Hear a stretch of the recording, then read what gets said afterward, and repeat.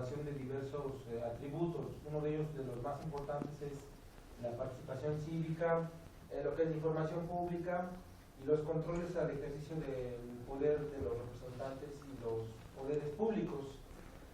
En ese sentido, nosotros optamos por observar el fenómeno de la democracia representativa y específicamente de la información pública, haciendo una observación detallada de los mecanismos de control que se establecen en Pemex, en Petróleos Mexicanos, debido a que la magnitud de esta empresa paraestatal nos da una perspectiva de observación privilegiada por el peso que tiene en la configuración de la política, de la economía, del orden social que priva en México.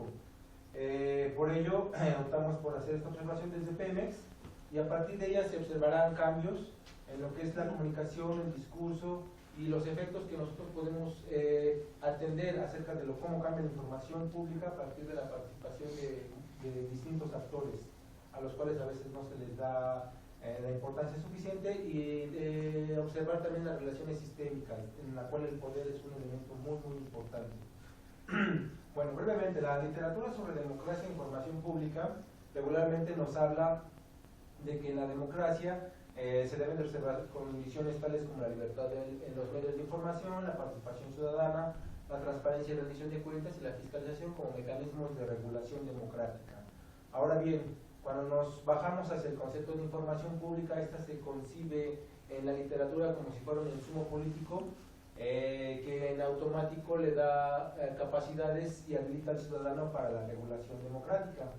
Sin embargo, muchas veces no se repara en que entre la comunicación y la información pública median muchas relaciones de poder, las cuales afectan visiblemente el que la gente pueda acceder a la información pública y la manera en que ésta se conforma. Por ello nosotros hacemos un énfasis muy preciso en que la comunicación política de la información pública actualmente está mediada por actores muy poderosos en los medios de comunicación, lo cual nos da pie a observar no solamente a los medios como un entorno de información o de comunicación, sino también como actores con una propia agenda y con poder que pueden dar una interpretación de lo que es público y de esa manera influir en la participación y en las maneras en que se interpreta la democracia y lo público. En este cuadro brevemente les hago una síntesis de lo que nosotros observamos de las dos perspectivas más básicas sobre la democracia. De un lado tenemos digamos la perspectiva procedimental. Este es un cuadro, digo, no hay ahorita mucho tiempo para explicarlo, pero básicamente son perspectivas que ven de distinta forma la rendición de cuentas, la participación cívica, la transparencia como política y la información pública. Desde la visión procedimental u operativa, la rendición de cuentas se ejerce cuando los representantes asumen su responsabilidad y está acotada a las elecciones.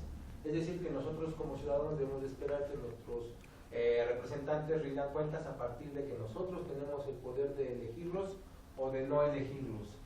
La participación ciudadana, como les mencioné, se acota a la cuestión electoral, por lo cual nosotros nada más ocasionalmente cada que se celebran elecciones participamos y con ello hacemos una especie de control y participación sobre estos representantes. La opinión pública también es un aspecto importante desde la visión procedimental, y ya cuando llegamos a la parte de la política de transparencia, pues desde esta visión la información es un protocolo. Básicamente se celebran ciertos requisitos para producir información y a partir de ello se produce información, ¿no?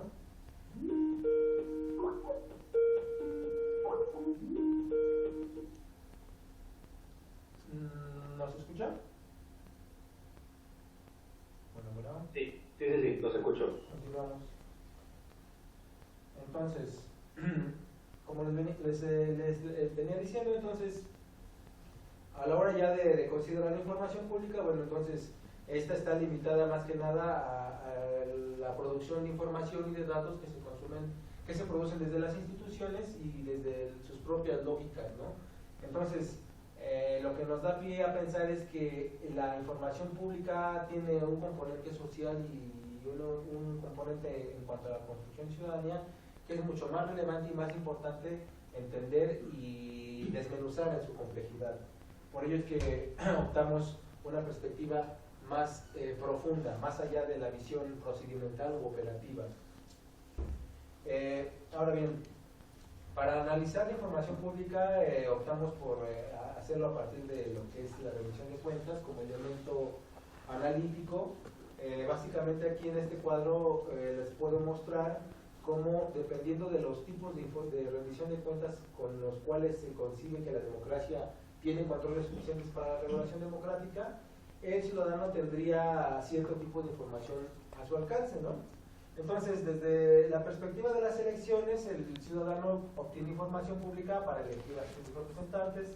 Desde la perspectiva de la rendición de cuentas horizontal o de los controles intergubernamentales, a partir de las políticas públicas, el ciudadano puede influir por medio de la opinión pública, y a partir de la rendición de cuentas horizontal y social también, los ciudadanos, por medio de diversos mecanismos informales, pueden responsabilizar a través también de la información a la cual tienen alcance. Sin embargo, aquí nosotros ponemos el hincapié en que para que los ciudadanos puedan definir sus posturas, elegir y sancionar, responsabilizar, deben de contar con suficientes fuentes de información, las cuales, como ya les mencioné anteriormente, pues muchas veces están en control, bajo el control de los medios de comunicación estatales y comerciales, y definitivamente la información pública, cuando está bajo el control de las personas que van a ser evaluadas, pues digamos que hay una cierta tendencia a no producir precisamente aquellos datos que nosotros podemos usar para su control, ¿no? Sería como un tanto darse un balazo en el pie, no producir los datos que nos hablan de la corrupción que ellos están ejerciendo bajo la mesa, por lo cual esta visión tiene que ser rebasada, ¿no? La información tiene que ser un proceso más complejo todavía. Bueno, ahora, cuando bajamos al nivel de lo que es la transparencia como política, nosotros tenemos que darle un énfasis como un proceso público, más allá de lo que es simplemente producir datos, ¿no?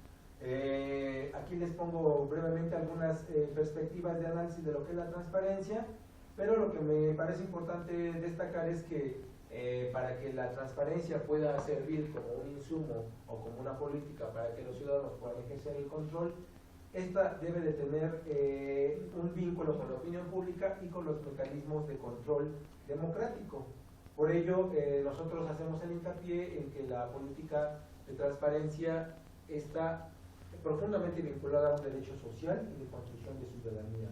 Ahora bien, en el trabajo nosotros tomamos una perspectiva de análisis muy interesante que ve el conocimiento como un bien común. Cuando se ve el conocimiento de lo público como un bien común, se puede hacer una distinción entre lo que son datos, información y conocimiento. Entonces, los datos vienen a ser simple y sencillamente pedazos o trozos de información. La información ya es la organización de datos en un contexto adecuado, y el conocimiento ya es la aplicación de esta información. Por ello es que hablamos de un proceso más complejo. Ahora bien, lo que nosotros vamos a observar más adelante va a ser dos aspectos muy importantes: lo público, que es la parte en la cual se establecen los términos de participación cívica, las cosas que nosotros podemos entender como que es público, cuáles son los temas de la agenda ciudadana, y lo político, que es los términos del conflicto, las cuestiones que causan disenso en la sociedad civil y las relaciones que condicionan la regulación democrática. A partir de la información, nosotros, basados en las observaciones y los análisis de diversos autores, podemos establecer que la información establece diferentes niveles de conciencia ciudadana y de participación cívica. Lo que se ha llamado interfaces sociototales nos permite entender cómo la información y la comunicación en distintos niveles condicionan lo político. Ahora bien, en nuestro trabajo nos enfocamos a lo que la literatura sobre democracia nos ha señalado como los principales actores, que son el Estado, que es el principal encargado de generar información y de garantizar condiciones de equidad y de libre acceso a la misma. La sociedad civil, como muchos autores lo han destacado, es un entramado dinámico donde se concentra una gran variedad de intereses y de actores que permiten al Estado tener un contrapeso y un fiel en la balanza. Ahora bien, los movimientos sociales para nosotros es una parte muy importante, porque es a partir de los movimientos sociales en que se puede generar un espacio de observación. Esto quiere decir que los medios cuando dan seguimiento a la protesta social, están generando un espacio de información, están generando información sobre cuáles son los temas que desde la ciudadanía están llamando a la atención del Estado. Aquí hay una perspectiva desde los análisis de Enrique Perosuti y Catalina Smolovic sobre la reducción de cuentas social, en el cual señalan que los activistas, los periodistas y los expertos de las asociaciones cívicas son actores muy importantes. Ahora, muy bien, la relación entre los medios de comunicación y la regulación democrática ha sido observada por muchos autores y en general todos coinciden en que los medios de comunicación son un factor muy importante para la regulación democrática, en el sentido en que ellos establecen incentivos para la fiscalización, en que se generan ambientes en información, se da insumos sobre la evaluación y el ejercicio de los representantes y con ellos se les puede sancionar en las elecciones. Sin embargo, lo que nos parece muy importante destacar de esta parte de las investigaciones que han desarrollado muchos autores es que en el momento en que los medios de comunicación disponen al público información sobre cuál ha sido el comportamiento pasado de los representantes o de los aspirantes al poder, se generan indicadores informativos. Un indicador informativo retrospectivo sería, por ejemplo, cuál ha sido su comportamiento en ejercicios pasados, cuál es su postura frente a la corrupción, sobre temas delicados, por ejemplo, sobre el aborto, diversidad sexual, todo este tipo de historia del pasado político del representante, ¿no? Esto es muy importante en los indicadores informativos retrospectivos. Ahora bien, también se generan indicadores informativos prospectivos, que son las promesas de campaña que regularmente cada ejercicio electoral nosotros vemos que inundan las calles con propaganda política, o por ejemplo también cuando hay una legislación en fuerza, ¿no? Sobre la influencia de los medios de comunicación hay, digamos, dos corrientes muy importantes. Una que nos habla de que generalmente son los medios los que permiten la libertad de expresión, la libertad de información. Sin embargo, hay también otra postura que señala desde el modelo de propaganda que los medios de comunicación se han convertido en actores muy importantes y que ellos, a través del tratamiento de la información, de la selección de contenidos y de la presentación de modelos de conducta y de representaciones y de relatos de lo público, condicionan qué es lo que nosotros como ciudadanos debemos de entender sobre lo que está pasando en la vida pública. Entonces, en ese sentido, es muy importante que nosotros tomáramos en cuenta el modelo de propaganda, porque nos permite hacer una diferenciación de lo que es un proceso público de información, de lo que es un modelo que se construye desde las élites, ¿no? Por ello fue muy importante colocar este elemento de análisis.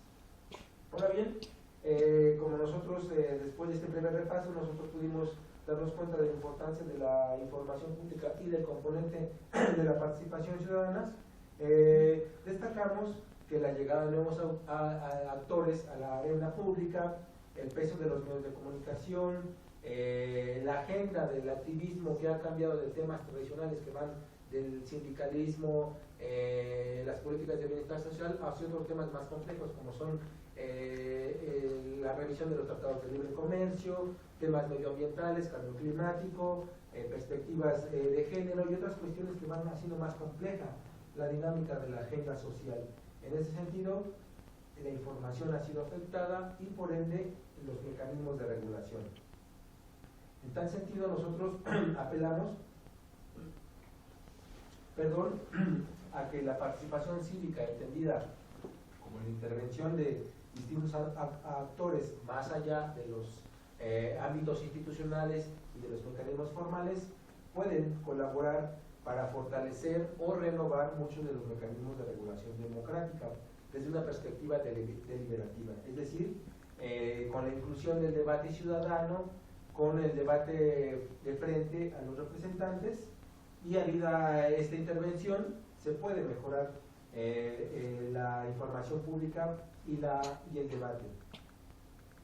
Ahora bien, para hacer un breve resumen, lo que nosotros pudimos ver a partir de esta revisión bibliográfica de la literatura es que la información pública es un proceso complejo, no es simple y sencillamente una política que se ejerce en el vacío, sino que requiere cada vez más de partícipes más plurales y de mecanismos más complejos para procesarla. Obviamente, a mayor producción de información se requieren cada vez mayores mecanismos de síntesis de la información.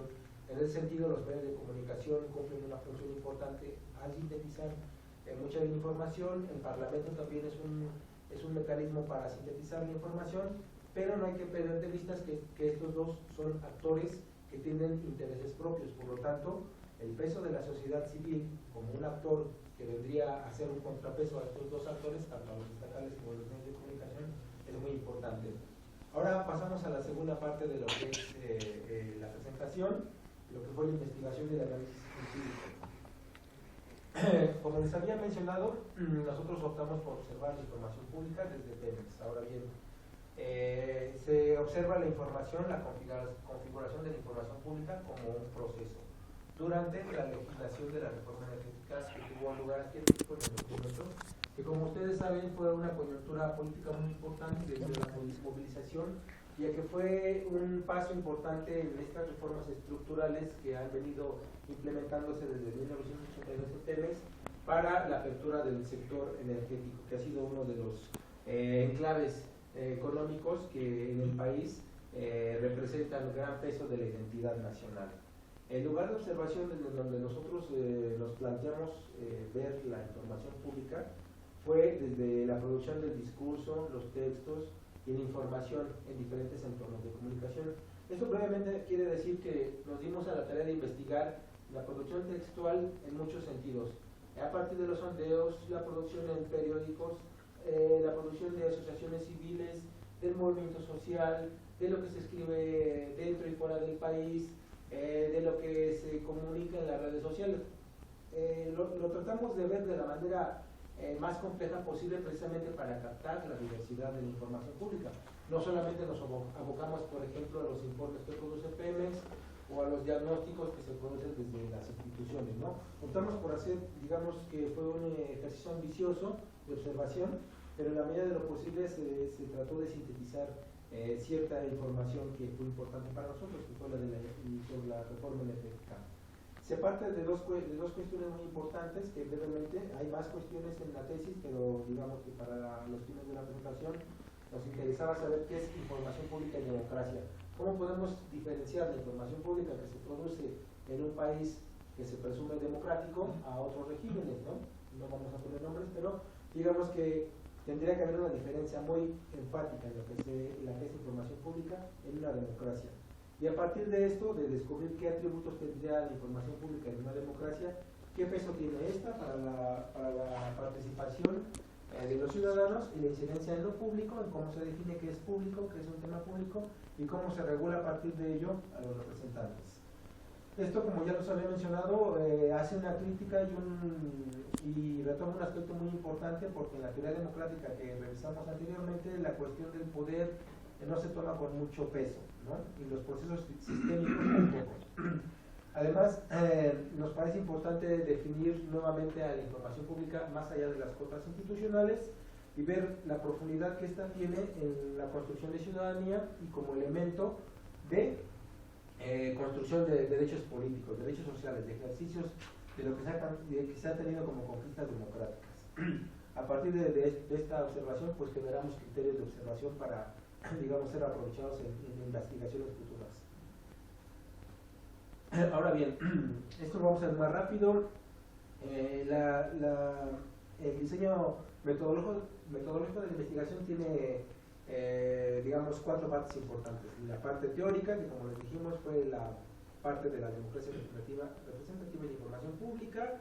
La unidad de análisis de la información pública definimos como variables ver la participación cívica y la representación política para ver nuestro objeto de estudio. En el nivel operacional, esto lo bajamos a lo que es la observación de la transparencia y de la rendición de cuentas. En ese sentido, elegimos, como ya les mencioné, observar todo lo que se produjo de información sobre la reforma energética desde distintos ámbitos, desde el nivel micro, lo que producían asociaciones civiles, periodistas, movimiento social, actores, a nivel meso, lo que se produce como instituciones, como colectivos sociales, y en el nivel macro, ya cuando se produce la información como comunicación política masiva a través de medios de comunicación estatal o privado.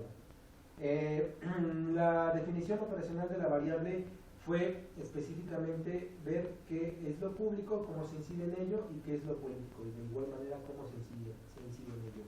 A partir de ello se tomaron registros de lo que la información se convierte en insumo y cómo los actores la utilizan en el orden discursivo y en la producción textual ya como una herramienta de incidencia política.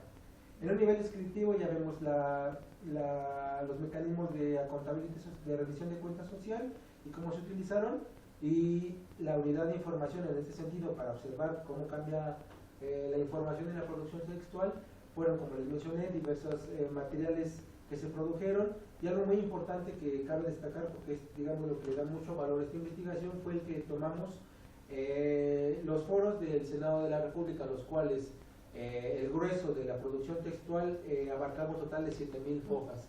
Sobre ello se tuvo que hacer un ejercicio de sistematización muy riguroso, y al final decidimos elegir un extracto muy seleccionado con un perfil muy adecuado para observar lo que nosotros teníamos, porque era demasiada información, ¿no? Al final de cuentas trabajamos alrededor de 2,000 hojas más o menos, que fue lo que se pudo empezar a sistematizar. A partir de ello construimos diferentes indicadores para observar de qué manera cambia el nivel de participación ciudadana, el nivel de publicidad, las fuentes estatales que se utilizan, de qué manera se construye la información, las variantes discursivas, la semántica que va cambiando en los temas que se incorporan al debate, los diversos contrastes que se utilizan para contrastar la información pública, cómo se articulan la información y el diálogo con diferentes actores, y en ese sentido cómo se les responsabiliza a partir de la información y de los datos que se obtienen. Bueno, esto es, digamos, que un poquito más técnico. La cuestión de lo que se utilizó fueron los diagnósticos de la situación de PEMES y algunos otros comunicaciones institucionales. Son 40 expositores a los que se les hace la observación directa. Se trabaja con 16 sondeos de opinión pública que van desde el 2006 hasta, me parece, julio del 2008. Fuentes de periodismo, un trabajo muy cercano a lo que fue la producción de la jornada, Contralínea, Reporte Índigo, Proceso, y algunos periodistas que han seguido muy de cerca el fenómeno de la política petrolera. A partir de ello, nosotros construimos indicadores, y se utilizaron básicamente 4 herramientas de análisis, que fue un análisis histórico de lo que fue la transparencia y la rendición de cuentas como mecanismo para implementar el control democrático en la administración pública y en Pemex. Se parte también de un análisis político de coyuntura de lo que fue 2007-2008, el proceso de movilización, de presentación de las reformas, de cómo impactó esto en la vida política. El análisis de contenido se utilizó para revisar los sondeos de opinión pública, cuáles son los temas, la semántica que más se utiliza, y el análisis crítico del discurso finalmente se implementa para observar estas aproximadamente 2,000 hojas que se revisaron, que se seleccionaron de los foros del Senado de la República. A partir de ello se realizó una interpretación y se encontraron diversos hallazgos que son analizados más adelante. Brevemente, en el análisis coyuntural nosotros destacamos que a principios del 2008, como parte de este conjunto de reformas estructurales que se venían poniendo a cada sexenio con los presidentes, 2008 Calderón tenía en su agenda presentar una reforma energética que llamó petrolera, una reforma petrolera que llamó energética, pero básicamente era una reforma Pemex, con la cual se pretendían remover ciertos controles que se tenían en el marco normativo para la participación del capital privado en diversas actividades y posesión de activos de Pemex. En este sentido, esta reforma buscaba ampliar la participación del sector privado, primordialmente extranjero, en ciertas áreas de explotación petrolífera, como son la refinación, la extracción, la producción, y también se planteó que se utilizara capital privado en procesos de distribución, almacenamiento y venta directa de hidrocarburos. esta segunda parte, que era parte de la reforma, ya no se logró implementar como parte del movimiento, digamos que la negociación y el contrapeso que hubo, pero vamos a verlo más adelante.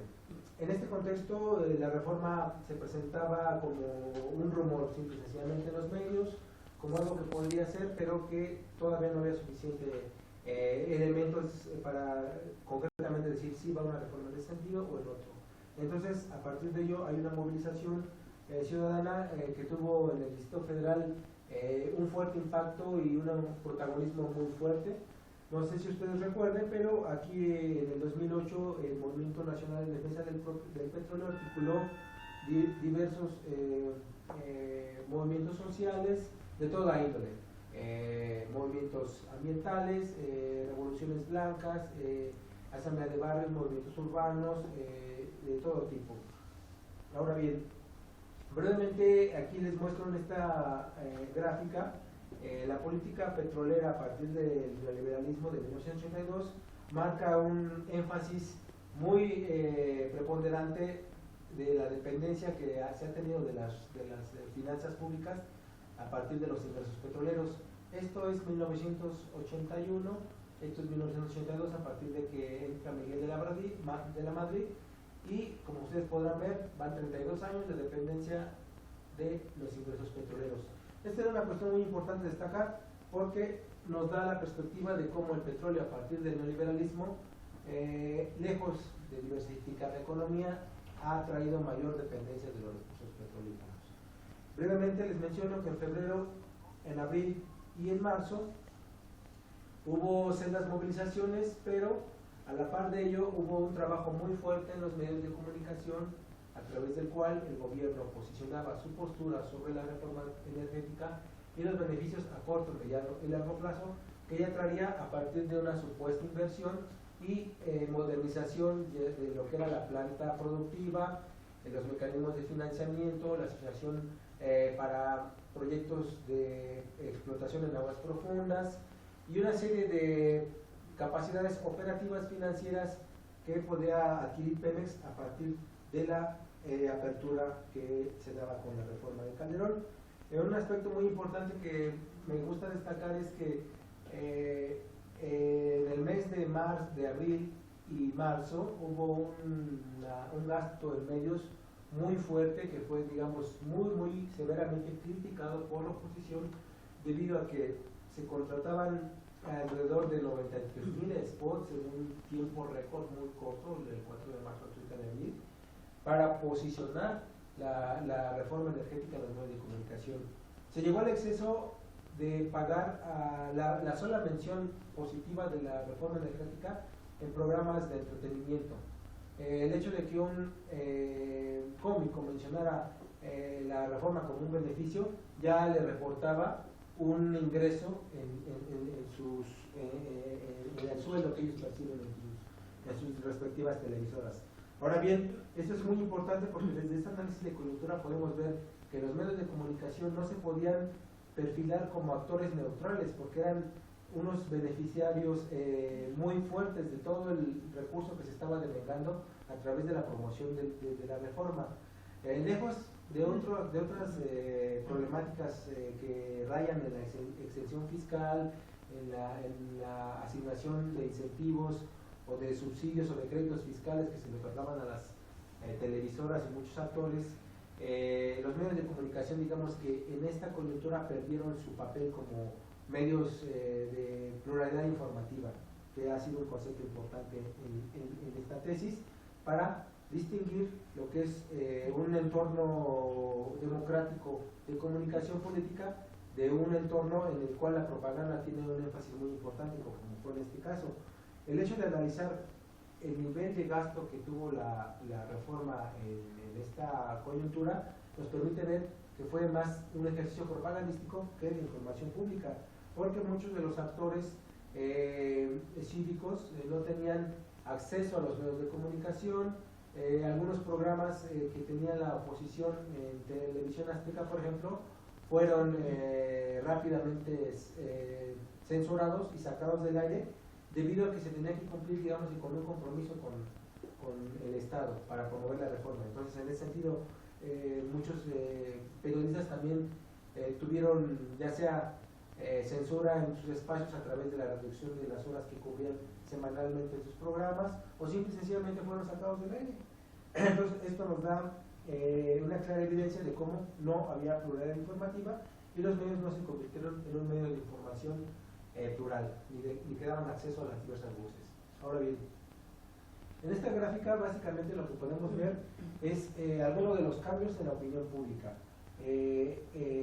Podemos ver cómo en el mes de abril, lo que fue del día 10 al 28, hay un incremento grande en lo que es las posturas a favor de la reforma energética. Aquí en este punto se ve que hay un incremento, y este incremento va a ser una tendencia que van a registrar diversas casas encuestadoras. Esto es importante porque podemos ver que hay cierta tendencia a que la opinión pública responda a estos estímulos artificiales a través del bombardeo mediático.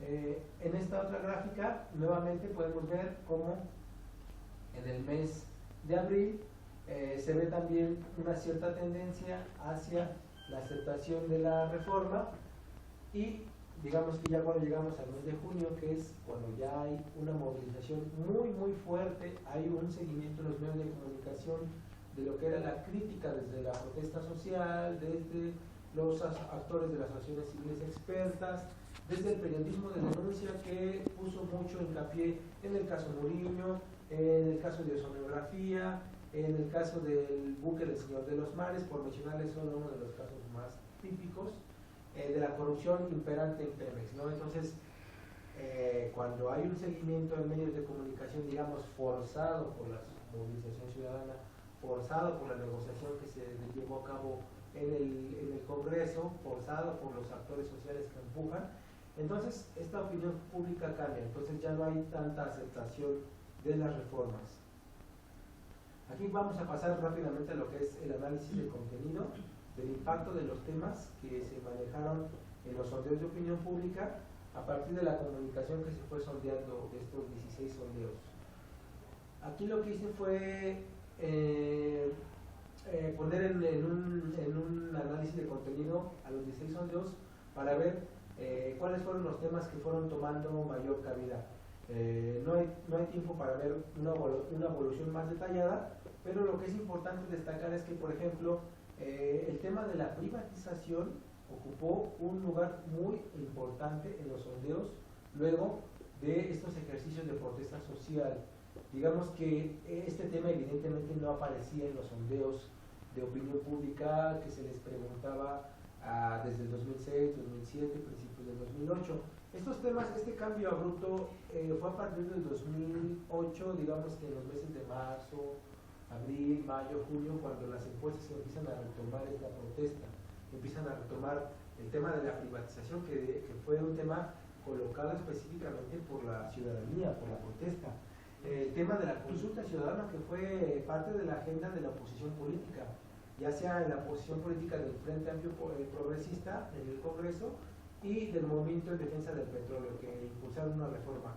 Esto nos demuestra que hay temas que se incorporan en los sondeos. Digamos que este cambio abrupto es a partir de 12 sondeos.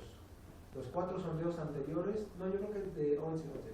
Los 5 sondeos anteriores no incorporaban estos temas. Entonces, a partir de que hay una movilización, se incorporan con mayor visibilidad otros temas. Ahora bien, esto es un análisis del contenido de lo que son los foros del Senado de la República. Lástima que el gráfico no ayuda mucho porque, digamos, eran muchísimos temas. Aquí hay una síntesis muy enorme, como yo les había mencionado, son 7.000 hojas y digamos que son alrededor de 100 temas que se fragmentan en los 20 ejes principales que se abordaron en los 21 foros. Pero aquí básicamente lo que les muestro es que hay temas que inciden con mucha prominencia en los contenidos del foro y que son específicamente aportes de la sociedad civil, de los actores que desde el disenso de la reforma que presentaba Calderón ponían en el debate, ¿no? Por ejemplo, temas como la opacidad, la relación con la auditoría, la corrupción, Nuevamente el tema de la privatización, como ustedes pueden ver, tiene un peso muy importante y era un tema, digamos, oculto. Es parte de esas cuestiones que en el discurso, en el análisis del discurso se llama la autorización, ¿no? Se puede llamar a la reforma como liberalización, modernización, como apertura, como nuevos modelos de contrataciones, pero en realidad es una privatización velada, ¿no? Pero no se puede mencionar este tema, se usa un eufemismo obviamente para mantener los intereses ocultos o no visibles al ciudadano. Entonces, nuevamente destaca aquí que en el foro que fue seguido a través de los medios de comunicación aparece este tema, y el tema de las contrataciones fue un tema de los más importantes porque como se pueden dar cuenta, ocupó un peso muy importante porque en las contrataciones digamos que es donde se manifiesta la discrecionalidad, el control, la opacidad, la corrupción. En las contrataciones es, digamos, donde uno puede observar qué nivel de transparencia hay, qué nivel de opacidad, cuánto del contrato que hace Pemex es público, cuánto se adjudica de forma privada. Ahora bien, esto es un cuadro con el cual se hizo una breve síntesis de lo que se iba a trabajar en los foros del Senado de la República. Como pueden ver, son una veintena de temas aproximadamente, con los cuales se conformó la comunicación política gubernamental. Digamos que estos temas eran los que se abordaban en los medios de comunicación, en las presentaciones que daba la Secretaría de Energía, en el comercial de Tesorito de las Aguas Profundas con el cual se publicitó la reforma energética. Este era gran parte de lo que fue el diagnóstico de situación de Pemex. El diagnóstico de situación de Pemex se convirtió en el caballo de Troya de la comunicación política del gobierno federal, porque con esta información, con estos datos, que son, digamos, datos como tal, se nos presentaba un escenario catastrófico del nivel de reservas que se tenía en Pemex. Se decía que había nada más 9 años y que por lo tanto era apremiante abrir el sector energético a la inversión privada, porque con 9 años de reservas probadas tendríamos solamente hasta el 2017, 2018 de reservas avanzadas. Eso era un escenario francamente catastrófico, ¿no? Y esto, como podrán ver, pues básicamente, por ejemplo, aquí hablaba de construcción de refinería, reducir, incrementar, que estos vienen siendo más bien informadores indicadores prospectivos. ¿Qué es lo que promete la reforma? Pero no hay un énfasis en qué se ha hecho bien y qué se ha hecho mal. Por lo tanto, había una carencia muy importante en este diagnóstico de Pemex, porque no se retoma cuál había sido la evolución histórica. La gráfica que les presenté anteriormente nos permitía ver cómo la dependencia económica del petróleo ha sido marcadamente fortalecida a partir del neoliberalismo.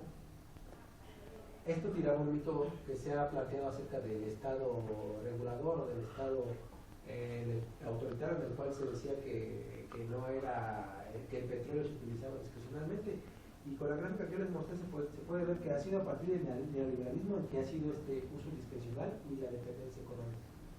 Ahora bien, para entrar a los foros del Senado de la República, pues se tuvo que hacer una sistematización en varios niveles. Una de ellas fue distinguir cuáles eran los sectores que participaban en los foros para, digamos, que hacer un contraste entre la producción textual que ellos utilizaban. Fue un ejercicio muy riguroso, se revisaron las historias de vida de los 41 autores, es digamos que un análisis muy profundo, y a partir de ello se les pudo catalogar. Hubo 4 grandes sectores, 4 sectores importantes, pero digamos que son 3 los que tienen el peso mayor. El otro era el sector de actores que venían de un entorno supranacional fuera del país. Entonces, como la representación era demasiado pequeña, no se incorporó en este cuadro. Estos son los importantes. Aquí, como podemos ver, nuestra muestra de los 41 partícipes se dividió en 2 grupos. Quienes concuerdan con la reforma en términos generales, que fueron 17 casos de los 41 observados, de los 41 participantes, oponentes o expositores que participaron en los foros, y el grupo 1, que era de quienes discrepaban con la reforma en puntos críticos, ¿no? Que fueron 23 casos. Aquí, como podemos ver a primera vista, aquellos que concuerdan con la reforma tienen una participación del sector privado del 41.2%. ¿Esto qué nos dice en primera instancia? Que aquellos defensores de la reforma de Calderón era gente del sector privado, lo cual ya nos dice más o menos en dónde, hacia qué sentido va a ir el discurso, ¿no? Y cuál era la importancia que le daba el gobierno a la participación de sus actores, ¿no? Obviamente era a la participación de los privados. Por el otro lado, entre los actores que discrepaban con la reforma había un 56.52 de participantes que venían del sector social. Este sector estaba conformado por académicos, por miembros de organizaciones de la sociedad civil, Fundar, los ingenieros de construcción de 1917 y diversas organizaciones, ¿no? También hay miembros del sindicato petrolero, miembros del periódico La Jornada y algunos otros.